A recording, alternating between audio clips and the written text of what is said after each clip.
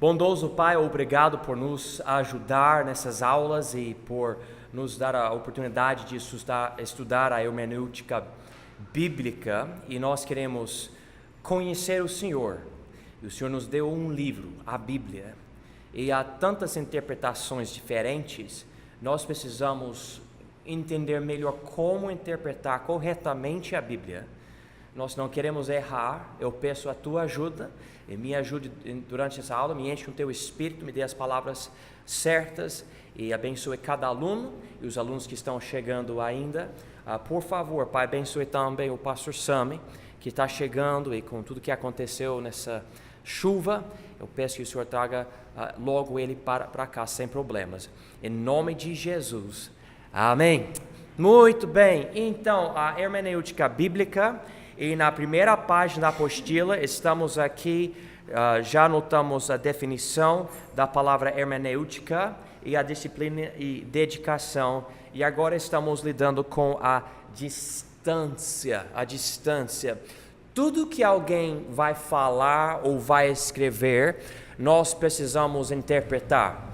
Quem já falou algo para alguém e você percebeu que essa pessoa interpretou de uma forma muito errada, não entendeu bem o que você falou, pode levantar sua mão? Isso acontece sempre, é incrível. Por exemplo, eu não sei, 20 anos atrás, eu decidi, eu não vou comer mais chocolate, porque nos Estados Unidos tudo é chocolate. Então eu decidi, não vou comer chocolate. Eu gosto de chocolate, mas eu não vou comer. E por um ano, mais ou menos, não comi chocolate. E quando eu estava com meus amigos, eles sempre falaram, esse João, ele não gosta de chocolate. Mas eu não falei que eu não gosto de chocolate. Eu simplesmente falei que eu não vou comer chocolate. E eu percebi algo. Um problema com a Bíblia é além da incapacidade mental, muitas vezes, do leitor, é que a Bíblia tem uma certa distância entre a gente e o povo que escreveu, a cultura, a linguagem, etc. Então, quando você realmente quiser aprender a palavra de Deus, você tem que se tirar do mundo que você conhece, com a cultura que você conhece, a linguagem que você conhece, e se colocar em outro planeta, porque é tão diferente, modo de pensar, etc. E eu não sei quem aqui já, eu acho que poucas pessoas, mas quando você viaja internacionalmente, você vai para outra cultura, logo você percebe as diferenças. Como amigo meu nos Estados Unidos, ele estava na igreja que tinha bancos e tinha prateleira que guardava os inários, e ele colocou o pé em cima e o sapato dele tocou no inário, e quando tocou no inário, o amigo dele estava na igreja, mas esse amigo veio do Iraque. E no Iraque o sapato é considerado algo que traz vergonha. Lembra quando o cara jogou o sapato para o presidente Bush? Lembra disso? Era a maior forma de tentar desrespeitar o presidente. Para o presidente Bush, que é americano, ele achou engraçado. Ele falou, ele tem até um braço bom para jogar. Ele estava rindo. Mas para o cara que jogou era diferente.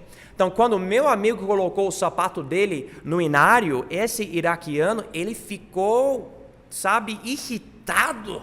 Como você pode colocar seu sapato no inário que tem a palavra de Deus? Ele ficou assim. Então, uma cultura tão diferente que para o americano, ele, peraí, calma, não é a Bíblia, é inário. Né? Mas para o iraquiano era a pior coisa, como se ele estivesse blasfemando do próprio Deus. Né? Então, quando você vai para a Bíblia é um livro judaico.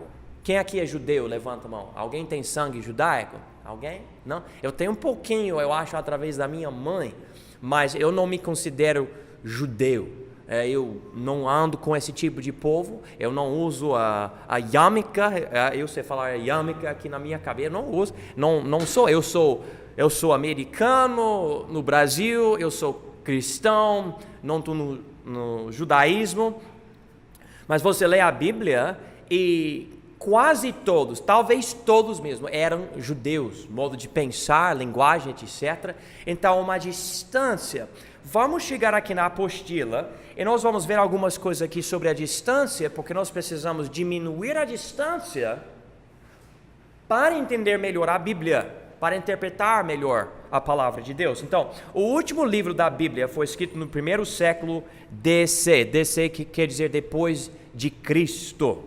Há, consequentemente, uma distância notável entre o contexto histórico dos escritos bíblicos e o leitor de hoje. Então, antes da fundação do Brasil, sabe, antes das guerras mundiais, antes de várias coisas que aconteciam, Deus tinha escrito ou tinha mandado homens de Deus para escrever a palavra de Deus. Então, muito tempo atrás. Então, a Bíblia, como eu já notei, é de outra cultura, especificamente uma cultura judaica. Aqui em 1 Reis, eu queria mostrar uma passagem para vocês em versículo 46. Então, se vocês quiserem procurar, só um exemplo dessa distância. Diz aqui em 1 Reis, capítulo 18, 46, e a mão do Senhor estava sobre Elias, o qual cingiu os lombos e veio correndo perante Acabe até a entrada de Jezreel. Quem entende a expressão cingiu os lombos? Levanta a mão. Quem entende? Ok, tem uma pessoa que entende a expressão cingiu os lombos, mas se encontra várias vezes na Bíblia. Então, como que você vai interpretar essa expressão aqui, cingiu os lombos, se você não, essa passagem, desculpa, se você não entender essa expressão? É uma expressão literal aqui em 1 Reis 18, 46. Sendo tão comum essa atividade aqui, cingir os lombos, que o judeu usou para ensinar coisas. Vamos para Efésios para mostrar isso. Efésios capítulo 6. Então, aqui em Efésios capítulo 6, nós vamos ver o uso dessa expressão. Diz aqui em versículo 14 de Efésios 6, e aqui no Novo Testamento, muito tempo depois do livro de 1 Reis. Efésios 6, 14 diz: estai, pois, firmes, tendo cingidos os vossos lombos com a verdade e vestida a couraça da justiça. Então você fala, olha, eu entendo a palavra verdade, aparentemente a palavra verdade é importante aqui, mas tendo cingidos os vossos lombos com a verdade não faz sentido nenhum para mim. Como que eu vou interpretar isso? Se você conseguir entender 1 Reis 18, 46, você vai poder entender Efésios 6, 14. Eu não uso túnica, eu não sou do Oriente Médio, mas naquela época o homem usava uma roupa larga e comprida que ia até os pés, não um vestido, mas se você quiser comparar com algo moderno, parece algo com tipo vestido, ou até mais, aquela roupa que você usa depois de tomar banho, que você coloca, você vai até os tornozelos. Então você usa, e tem um tipo de cinto. Para o homem trabalhar, para o homem correr, ele usou o cinto e ele juntou a roupa lá embaixo, perto dos pés, e juntou fazendo um tipo de calça com a roupa. Isso preparou ele para correr, para trabalhar, e também segurou a roupa dele para não cair e ele ficar tropeçando na roupa. Entendendo isto, agora você pode entender que ali em 1 Reis 18, o homem estava se preparando para ter uma atividade mais física, beleza, estava se preparando, segurando a roupa, e aqui, para a igreja, Deus usa a expressão, Efésios 6, 14, estai, pois, firmes, tendo cingido os vossos lombos com a verdade, ou seja, nós precisamos segurar os nossos lombos, ou a nossa vida, com o quê? A verdade. É um modo de segurar sua vida com a verdade.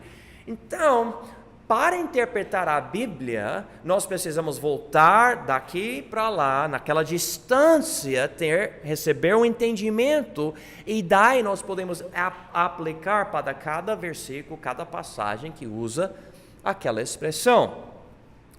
Segunda coisa aqui, a Bíblia é de outra linguagem, né? Antiga, do Oriente Médio. Você não vai encontrar na Bíblia a expressão da hora, joia. Não vai achar, não. Suave na nave, tranquilo no umbigo. Não vai achar na Bíblia, não. Eu não sei quem usa essa expressão, mas não vai achar aqui na Bíblia, né? Você não vai achar alguém falando, como é que tá? Não está na Bíblia. Tem outra linguagem, é uma linguagem mais antiga, e precisamos compreender, olha, é uma linguagem antiga, eu preciso prestar atenção nessa linguagem. E tem certas coisas na linguagem que tem a ver com cultura e modo de pensar que são bem interessantes. Por exemplo, vamos para o livro de Jó. O livro de Jó, Jó 19. Jó 19 é um livro de poesia, muito interessante. E aqui, Jó 19, versículo 20, usa uma expressão que agora todo mundo que fala inglês entende, ainda que não entenda. Vou explicar. João 19, 20 diz: os meus ossos se apegaram à minha pele e à minha carne, e escapei só com a pele dos meus dentes. Quem entende essa expressão? Escapei só com a pele dos meus dentes. Alguém levanta a mão, você entende a expressão? Tem uma pessoa só que entende essa expressão, mas não faz muito sentido. Escapei. Mas se você fala inglês e você nasceu num lugar que fala inglês, e a pessoa fala para você, eu escapei só com a pele dos meus dentes, na hora você entende o que a cara está falando, ainda que você não entenda o porquê usei essas palavras para falar isso. Essa semana, alguém da nossa igreja estava usando uma expressão que no português que não faz sentido nenhum para mim. E explicou para mim essa expressão do brasileiro. Eu falei, mas não tem nada a ver. Eu acho que a pessoa nem sabe por quê. E alguma coisa eles estavam falando, vocês vão rir. Imagina gringo ouvindo uma coisa dessa, tá? Nós vamos bater uma pelada, algo assim, né? E eu falei, bater uma pelada? Que é isso, gente? E vocês estão rindo de mim, mas eu fiquei assim, que é isso? Que linguagem é essa? Eles explicaram para mim, vocês vão jogar futebol, que tudo bem. Eles explicaram a bola assim, pelada, beleza, mas então é uma expressão, você deixa confuso o gringo, não entende bater uma pelada, nossa, que coisa feia. Mas então aqui, Jó 19 e 20, escapei só com a pele dos meus dentes. Vocês podem escrever, quer dizer que eu mal escapei. É isso, eu mal escapei. Eu escapei sim, mas quase não escapei, né? Então você vai ver várias expressões na Bíblia. E quando você... Então, essa expressão ainda, estou rindo, mas você vai ver coisas na Bíblia e deixa você louco. O que é isso? Eu não entendo isso. E você tem que dar uma pesquisada. Você pode procurar na internet, você pode conversar com seu pastor, outro homem de Deus, alguém que já passou tempo na Bíblia e fala, olha, eu não entendo isso. Mas assim que você entender aquela expressão, você pode entender o uso dela em todo o versículo e você começa a entender muito, muito mais da palavra de Deus. Uma coisa que eu percebi com a Bíblia, quando você entende o vocabulário e a linguagem usada, é como se cada vez Deus está dando para você uma chave para destrancar a Bíblia toda. E quando você ampliar o vocabulário bíblico que você conhece, você começa a abrir a Bíblia. E abre mesmo, né? E uma coisa que todos vocês vão precisar fazer com certeza é ampliar seu entendimento da linguagem um pouco mais antiga da Bíblia, especialmente na nossa igreja. Por exemplo, eu não vou falar para vocês falar-te-ei hoje. Não, eu não vou falar-te-ei, mas você vai a palavra falar-te-ei na Bíblia. Ok, falar-te-ei. E tem outras coisas também. Estou querendo pensar em outros exemplos, e a pessoa não entende vendo a primeira vez, mas com o tempo Você vai aprendendo essas coisas e cada vez que se encontra a palavra ou a expressão, você vê e fala, eu entendo.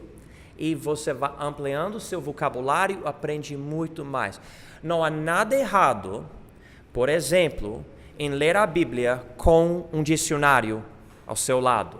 E você vai abrir o dicionário e você vai comparar a palavra na Bíblia com o dicionário. E há muitas coisas que você vai aprender através disso. A Bíblia é para ser estudada, não somente lida, mas estudada. Meu filho estava lendo quadrinhos. Não tem quadrinhos aqui, não tem nada, não tem Mônica aqui, não tem. Deus quer ver a nossa dedicação, a nossa disciplina. Então Ele exige de nós isso, precisamos passar tempo na Bíblia. Às vezes, por exemplo, como um pastor, eu vou preparar uma mensagem, Deus toca o meu coração, eu estou lendo uma passagem, é isso que eu preciso pregar. Mas estudando um pouco mais, eu noto algo que chama a minha atenção, que eu não entendi, e eu começo a pesquisar, e um estudo que deveria ter levado uns 15 minutos, demora muito. Eu posso passar dias tentando extrapolar uma passagem que logo no início nem entendi, e eu achei que eu entendi, mas eu não entendi. Depois de muito tempo, você começa a ver certas coisas, Deus quer que você estude. Se você não fizer isso, você vai ficar sem o entendimento. Por exemplo, quem aqui não entende a palavra expiação? Levanta a mão. Você não entende a palavra expiação? Todo mundo entende a palavra expiação? Muito bem. Uma pessoa não entende. Beleza. Mas vai encontrar quem não entende a palavra justificação, glorificação, santificação. Muitas palavras na Bíblia. E se você conseguir entender a palavra, cada passagem que usa a palavra fica muito mais clara. Então, terceira coisa aqui, é de outras línguas. Alguém me diga, quais são as línguas originais da Bíblia? O Velho Testamento é o quê?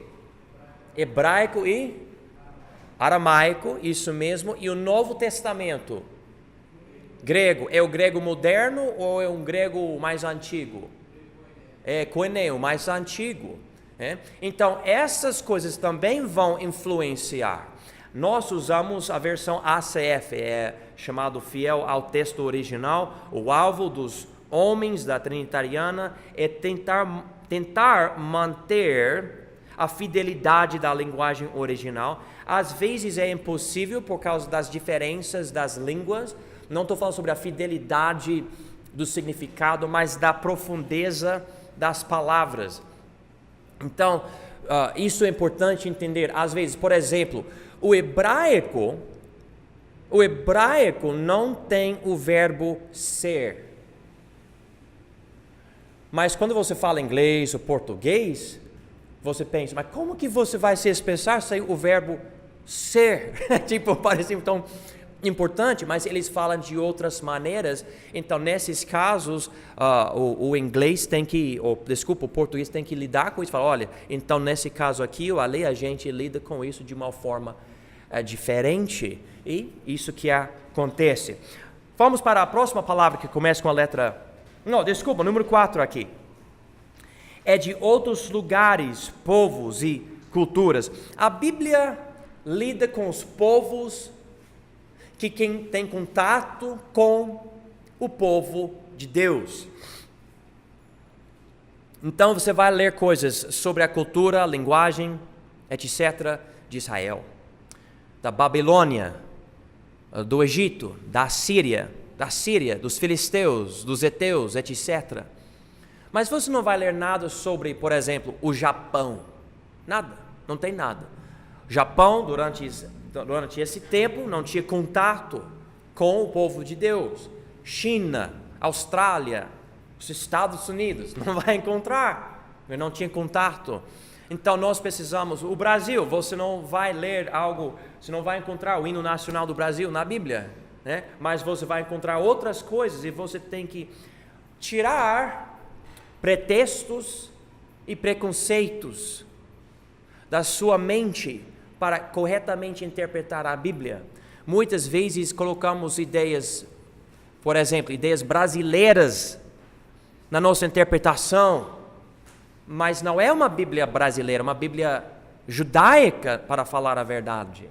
Então precisamos entender, bom, peraí, a Bíblia está dizendo isso, eu preciso ver isso pela cultura daquele povo, ou eu não vou interpretar de uma forma correta. Agora, a palavra aqui é Deus, então, definição, disciplina e dedicação, distância e Deus. A Bíblia foi divinamente inspirada, um aspecto que exalta a sua natureza. A Bíblia não pode ser interpretada como os outros livros. Irmãos, vamos para 2 Timóteo 3.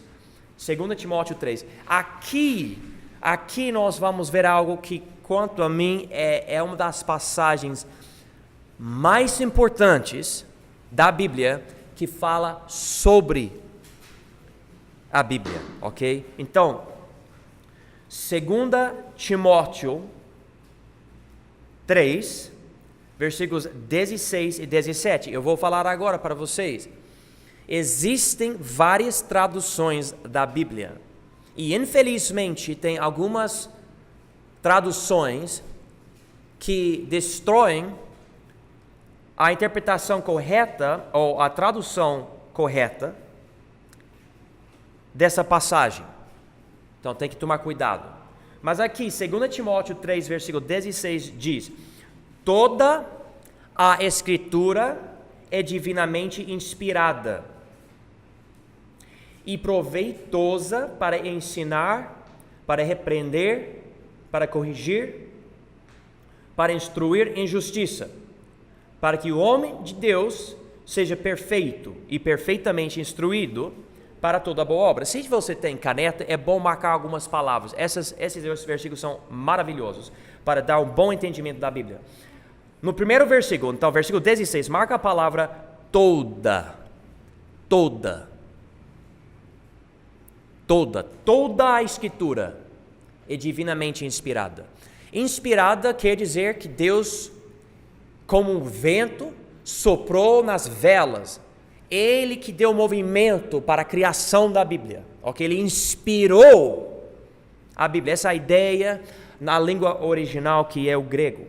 Diz aqui divinamente inspirada. Divinamente quer dizer de Deus.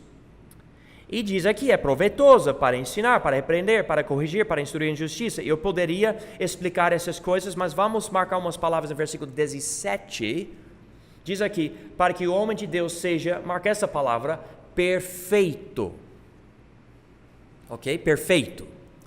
E, marca essa palavra, perfeitamente instruída para, e marca essa palavra, toda a boa obra. E você pode escrever ao lado desses dois versículos essa sentença: a Bíblia é suficiente. A Bíblia é suficiente. Toda a Escritura, para que o homem de Deus seja perfeito e perfeitamente instruído para toda a boa obra. Então, Deus está expandindo o nosso entendimento. Eu tenho um livro suficiente para toda a boa obra. Eu posso ser instruído para fazer as obras que Deus quer que eu faça na minha vida. Então, eu posso entrar nesse livro sabendo que é a palavra de Deus, porque toda a Escritura é divinamente inspirada. Isso quer dizer que quando eu estou lendo a Bíblia, eu vejo algo contraditório, algo que eu acho meio estranho. O problema não é a Bíblia. O problema é o leitor. O problema é eu. Eu sou o problema. Né? Nem sei quantas vezes eu vi algo. Por exemplo, você quer ler algo que vai confundir você? Leia Romanos 4 e Tiago 2. E você vai fazer isso. Vai acontecer. Como nos desenhos. Porque você vai ler, e em Romanos 4 diz, a salvação é pela fé sem as obras. E em Tiago 2 você vai ler, a fé sem obras é morta. E você vai tentar juntar essas coisas e você vai ficar confuso. Mas o problema não é a Bíblia. Há um jeito correto de ligar as duas passagens e interpretar corretamente elas e conseguir interpretar as duas coisas sem negar algo em Romanos 4 ou algo em Tiago 2. Mas você pode ler, mas não faz sentido, né? Talvez pela sociedade você tenha um certo pretexto e você tem essa ideia de Deus que Ele é um avô no céu que quer somente cuidar dos filhos de uma forma tão carinhosa. E daí você lê na Bíblia que Deus está dizendo para Saul: mata todo mundo, inclusive as crianças, nessa cidade, nesse lugar. E você fica lendo, mas que não faz sentido isso. Aqui ele diz que ele é amor em 1 João, e aqui ele quer matar até crianças, não entendo.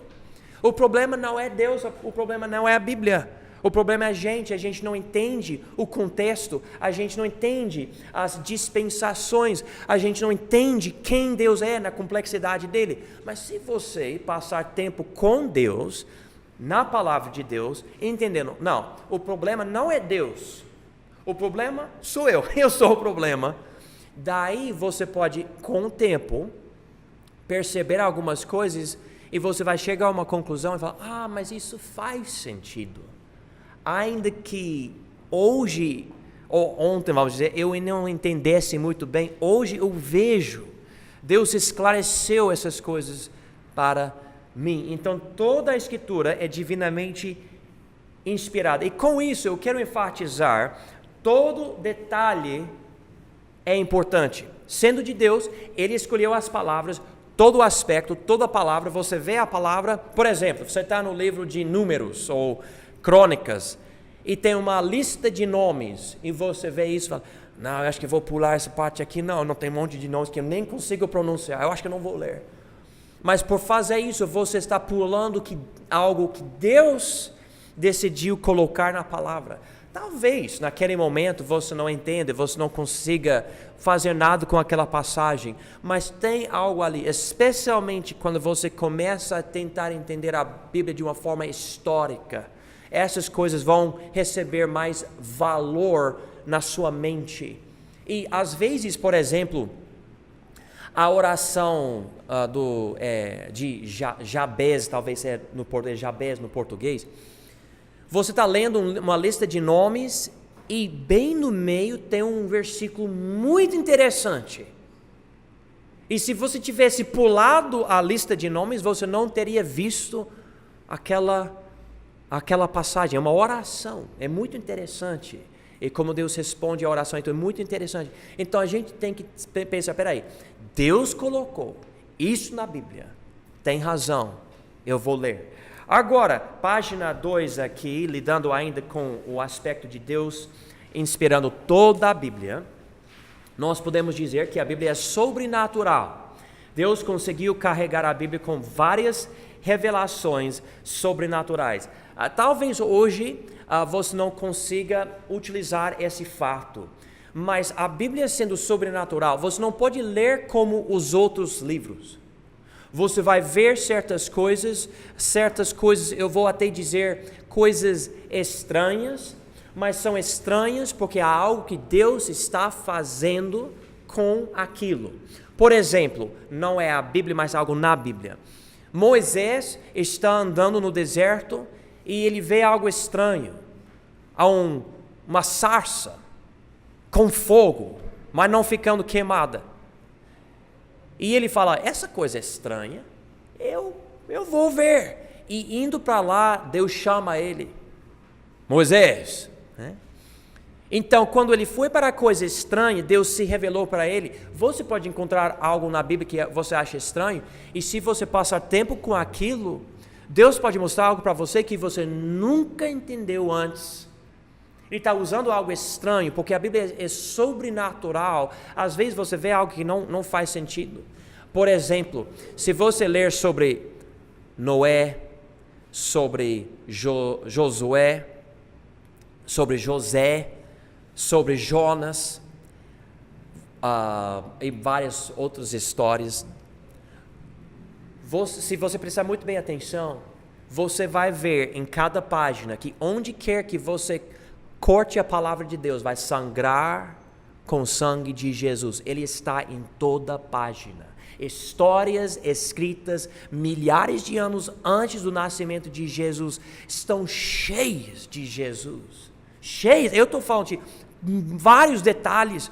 Por exemplo, você vai no livro de Jonas, e Jonas fala para os caras no barco: vocês precisam me jogar fora na água. Porque ele não pulou na água para salvar todo mundo, mas ele falou: não, vocês, por quê? Porque ele era um tipo de Cristo e Jesus não se matou, o povo precisou matar ele e o povo matou ele. E quando você compara todos os detalhes, eles tinham os esforços deles antes: vamos jogar o que nós temos na água para tentar ajudar o nosso navio aqui, não estava dando certo. Como no Novo Testamento, Jesus diz: as suas obras não vão te salvar. Você pode tentar fazer o máximo para se livrar da condenação do pecado, mas não adianta. Se você não tiver o Salvador morto por você, que é Jesus, você não vai ser salvo. Então Jonas representa Jesus, mas foi um livro escrito centenas de anos antes. É algo sobrenatural. E olha, o Velho Testamento e o Novo Testamento estão cheios desse tipo de coisa. Outra coisa que, número 2, eu já enfatizei: a Bíblia é perfeita. Deus conseguiu preparar um livro sem erros que nunca precisa ser corrigido. O alvo hoje não é corrigir, é analisar, estudar e me corrigir, mas não corrigir a palavra de Deus. Eu posso ler um jornal, eu posso ler outro livro de um homem hoje em dia e notar algo e falar: olha, está errado aqui, está errado. Mas eu não faço isso com a Bíblia, porque a Bíblia foi inspirada completamente por Deus. Então, quem precisa ser corrigido? Eu preciso me corrigir através da Bíblia. Terceira coisa, a Bíblia é relevante. Deus conseguiu fornecer ensinos que servam para todos, de toda geração. Quem aqui você pode dizer que sua vida é diferente por causa da Bíblia? Levanta a sua mão. Amém. Muito bom ver isso. Transforma a sua... Mas foi escrito por pessoas de milhares de anos atrás. Como? Porque é relevante. Deus colocou coisas na linguagem do povo, na cultura do povo, mas a verdade em tudo isso é a mesma. E você pode ler a Bíblia e falar: olha, eu estou recebendo algo aqui. Às vezes eu posso estar no meu quarto, estou lendo a palavra de Deus, Deus me mostra algo, e nem sempre, mas eu chamo minha esposa: e você tem que ver isso, eu nunca vi isso antes. Um livro tão antigo, mas eu leio o jornal. Jornal. Eu gosto de entender o que está acontecendo hoje em dia, mas não dá a mesma coisa, nem chega perto. A Bíblia é sempre relevante. E a quarta coisa aqui, a Bíblia é unida. Deus conseguiu formar um livro unido através de 40 ou mais escritores, separados por diversas distâncias geográficas, em mais ou menos 1.500 anos. Alguém me diga, há quantos livros na Bíblia? 66, isso. E há 1.189 capítulos, se eu não me engano. Ok? 66 livros. Mais do que 40 escritores. E você pode ler de capa em capa e você vai perceber algo: que a verdade não muda. E que cada coisa que você lê em Gênesis vai apoiar o que você lê em Êxodo, Levítico, Números, Deuteronômio, Josué, Ruth, etc. Você não vai, às vezes você acha que você encontra algo errado, mas se você estudar mais, você percebe: não, é que você não entendeu bem. E com o tempo você vai vendo essas coisas. A Bíblia é um livro unido. E você pode ligar coisas que você não poderia ligar se você estivesse lendo somente livros dos homens. A Bíblia foi inspirada por Deus, então você pode ligar algo aqui ou ali. E eu quero dar ideias, mas a Bíblia fala sobre, por exemplo, o campo é o mundo. E se você pegar esse aspecto da palavra de Deus e aplicar para outras partes da Bíblia, é muito interessante as outras coisas que você vê nessas coisas. Na semana passada, eu acho que não expliquei bem, mas quando Noé deixou a corvo, eu acho que primeiro, e depois a pomba sair da arca, se você comparar isso com quando Satanás foi lançado fora do céu, e depois Jesus chegando aqui, ele chegou ele voltou e depois ele vai vir de novo para buscar a igreja e depois Jesus vai voltar de novo para ficar aqui na terra. E você compara isso com a pomba de Noé.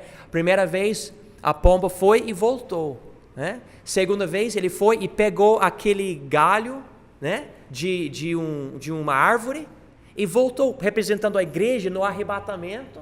E a terceira vez ele vai chegar e vai ficar como a pomba saiu e não voltou. É incrível o que você encontra na Bíblia, porque a Bíblia é um livro unido. Então você pode encontrar a verdade do Novo Testamento escondido nos livros escritos anteriormente, né? E você passa tempo, eu nem sei quantas vezes eu já li a Bíblia, mas cada vez que eu volto para Gênesis e começo a ler de novo, eu vejo coisas que eu não vi antes. É incrível, é um livro maravilhoso, é a palavra de Deus. Então, vamos terminar hoje à noite aqui para poder ouvir a lição do pastor Sam.